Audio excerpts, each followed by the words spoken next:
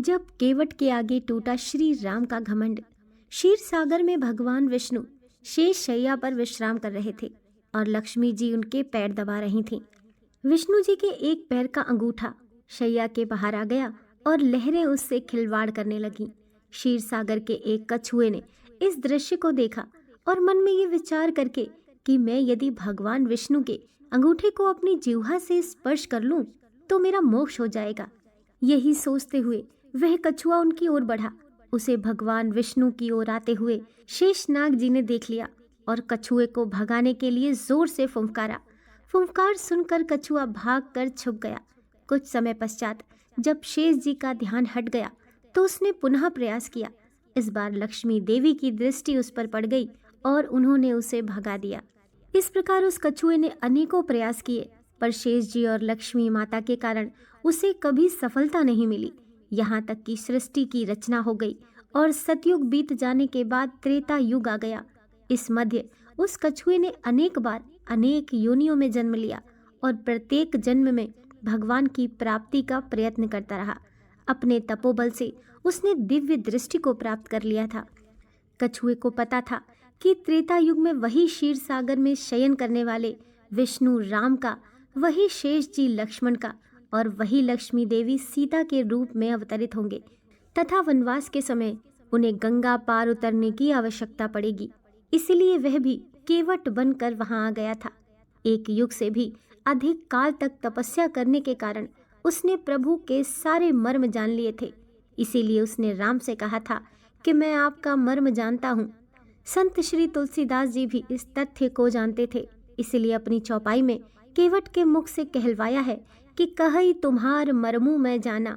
केवल इतना ही नहीं, इस बार केवट इस अवसर को किसी भी प्रकार से हाथ से जाने नहीं देना चाहता था। उसे याद था कि शेषनाग क्रोध करके फुंफकारते थे और मैं डर जाता था। अब की बार वे लक्ष्मण के रूप में मुझ पर अपना बाण भी चला सकते हैं, पर इस बार उसने अपने भय को त्याग दिया था। लक्ष्मण के तीर से मर जाना उसे स्वीकार था, पर इस अवसर को खो देना नहीं।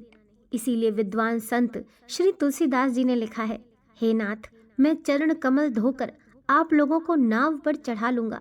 मैं आपसे उतराई भी नहीं चाहता।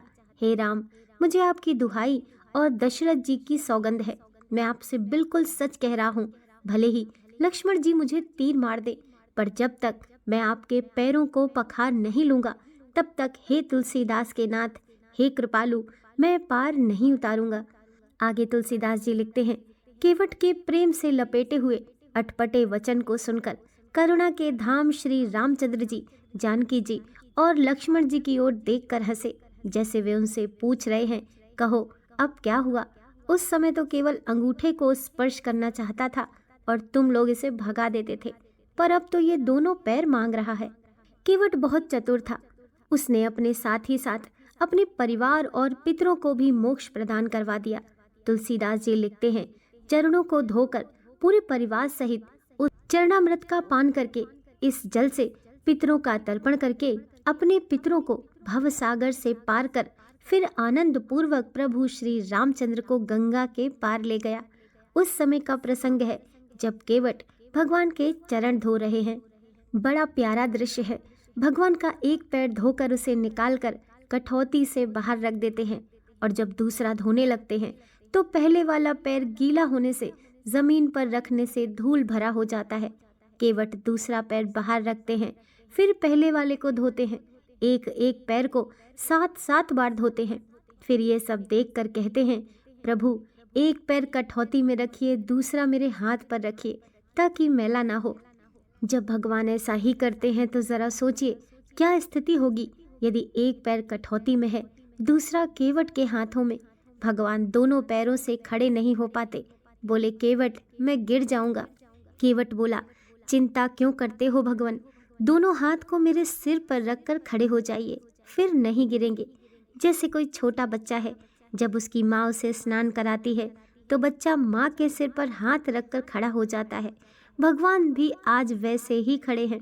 भगवान केवट से बोले, भैया केवट, मेरे अंदर का अभिमान आज टूट गया। केवट बोला, प्रभु क्या कह रहे हैं।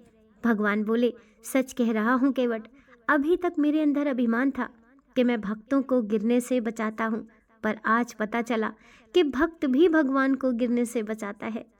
दोस्तों वीडियो पसंद आई हो तो लाइक कीजिए, चैनल को सब्सक्राइब कीजिए। मिलते हैं नेक्स्ट वीडियो के साथ।